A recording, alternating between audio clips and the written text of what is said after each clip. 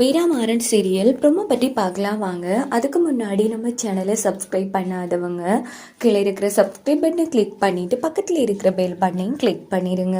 சரி வாங்க வீடியோக்குள்ளே போகலாம். இந்த ஒரு ப்ரோமோ எப்படி ஸ்டார்ட் ஆகுதுன்னா, நம்ம வீராவோட வீட்டை தான் காமிக்கிறாங்க. அங்கே ராமச்சந்திரன்லேருந்து எல்லாரும் சந்தோஷமாக இருக்காங்க.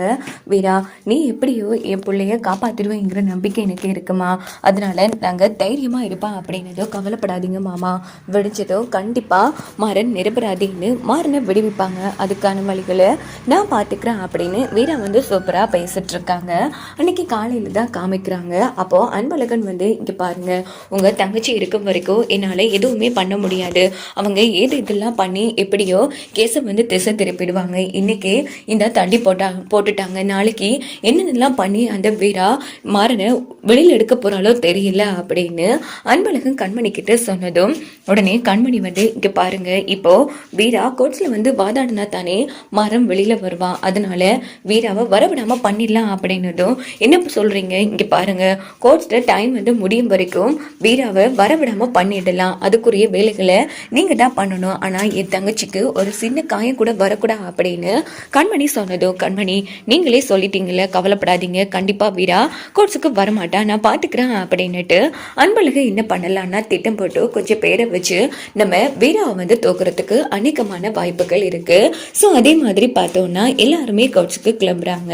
அங்கே பார்த்தோம்னா வேணும்னே நம்ம கண்மணி என்ன பண்ணலான்னா தனியாக வீராவை மட்டும் அனுப்புறதுக்காக வீரா கொஞ்சம் குயிக்காக கிளம்பி வீட்டுக்கு வா வீரா, எனக்கு திடீர்னு உடம்பு சரியில்லாமல் ஆயிடுச்சு அப்படின்னு சொல்லும்போது மாமா கண்மணி மட்டும் கடைசியாக வரணும்னு சொன்னா அவள் என்ன வீட்டுக்கு வர சொல்கிறா, மாமா நீங்கள் எல்லாரும் கிளம்புங்க, நான் டைமுக்கு வந்துடுறேன் அப்படின்னுட்டு வீரா திரும்பி நேராக அவங்க வீட்டுக்கு போக வாய்ப்பு இருக்கு. அப்படி போனப்போ நம்ம கண்மணி வீட்டில் இருக்க மாட்டாங்க. வீரா எனக்கு சரியாயிடுச்சுன்னா கிளம்புறேன், நீ வந்துரு அப்படின்னு சொல்லுவாங்க. என்ன இது கண்மணி வேணும்னே நம்மளை கோர்ட்ஸுக்கு வரவிடாமல் பண்ணுற மாதிரி இருக்கே அப்படின்னு யோசிச்சுட்டு வீராவும் கிளம்புறாங்க. அங்கே பார்த்தோன்னா நம்ம அன்பழகன் கொஞ்சம் அடியாட்களாக அனுப்பி வைப்பாங்க.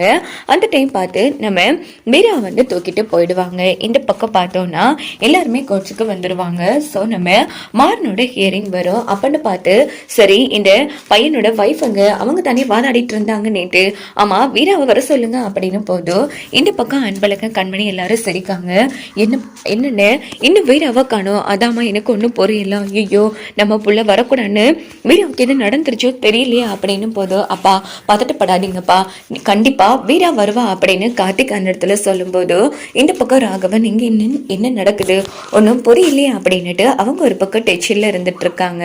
அங்க பார்த்தோம்னா இந்த பக்கம் நீதிபதி ஐயா ஏப்பா எங்க இன்னும் வீராவை காணும் அப்படின்னு போதும் ஐயா உண்மைகள் சாட்சிகள் ஆதாரங்கள் இருந்தா தானே வீரா தைரியமா வந்திருப்பா, அவகிட்ட எந்த ஒரு சாட்சியோ ஆதாரமோ இல்லை, அந்த இதுல அசிங்கப்படக்கூடாதுங்கிறதுக்காகத்தான் கோட்சிக்கே வராம விட்டுட்டாங்கய்யா, இதுல இருந்து இவங்களுக்கு புரியலையா, குற்றவாளி இந்த மாறந்தாண்டு, அதனால இவருக்கு கொடுக்க வேண்டிய பெரிய தண்டனையா பார்த்து கொடுங்க அப்படின்னு அன்பழகனும் அவங்களோட லாயரும் சொன்னதும் ராமச்சந்திரன்ல இருந்து எல்லாரும் சம அதிர்ச்சி ஆகுறாங்க. அங்க பார்த்தோம்னா நம்ம நீதிபதி ஐயா என்னங்க வீர வரமாட்டாங்களா அப்படின்னதோ ஐயா கண்டிப்பா என் மருமக வருவாங்க ஐயா, ஆனா யாரோ தான் ஏதோ என் மருமக வரக்கூடாதுங்கிறதுக்காக சதித்திட்டம் போட்டு வரவிடாம பண்ணிருக்காங்க போல இருக்கு அப்படின்னதும் இங்க பாருங்க சார், அவங்க எப்படியோ நீங்க எல்லாரும் வந்திருக்கீங்க, உங்க எல்லா கூட சேர்ந்து தானே அவங்களும் வந்திருப்பாங்க, அப்ப அவங்க வரலன்னா இந்த போலீஸ் சொல்ற மாதிரி அவங்க கிட்ட உண்மை இல்லைன்னு தானே அர்த்தம், அதனால நான் தீர்ப்பு எழுதிடுறேன், ஏன்னா இந்த கோர்ட்டுக்கு தேவை உண்மையும் சாட்சியும் ஆதாரங்களும் தான், இப்போ உண்மையும் இல்ல சாட்சியும் இல்ல எந்த ஒரு ஆதாரமும் இல்ல, அதனால உங்க பிள்ளைக்கு நான் தீர்ப்பு எழுதுறேன் அப்படின்னு சொல்லிட்டு நம்ம மாறனுக்கான தீர்ப்பை சரியா எழுதலான்னு போவாங்க. கரெக்டா அந்த இடத்துக்கு வீரா ஓடி வருவாங்க. இதை பார்த்து எல்லாருமே சம அதிர்ச்சி ஆகுவாங்க. ஸோ வீரா யாராச்சும் கண்டிப்பா காப்பாத்துவாங்க, அதனாலதான் வீரா வருவாங்க. உடனே தான் வாதாடக்கூடாதுங்கிறதுக்காக திட்டம் போட்டு என்ன இப்படி கடத்திட்டாங்க அப்படின்னு சொல்லி வீரா நீதிபதி ஐயா கிட்ட சொல்லும்போது நீதிபதி ஐயா செம டென்ஷன் ஆகுவாங்க. யாருமா இப்படிலாம் பண்ணா அப்படின்னு, ஐயா ஃபர்ஸ்ட் என் புருஷனுக்காக வாதாடி அவர் மேல எந்த தப்பும் இல்லைன்னு நிரூபிச்சு அவரை வெளியில் எடுத்ததுக்கு அப்புறமா நான் சொல்றேங்க ஐயா, இங்க நிறைய பேர் காக்கி செடியை கலட்ட வேண்டிய டைம் வந்துருச்சு அப்படின்னு அன்பழகன் குத்தி காமிப்பாங்க. எப்படியோ நல்லபடியா கேஸ் முடிச்சதும் அன்பழகனோட வேலையும் தூக்கிட்டு தான் வீரா போக போறாங்க. வாங்க வெயிட் பண்ணி பார்க்கலாம்.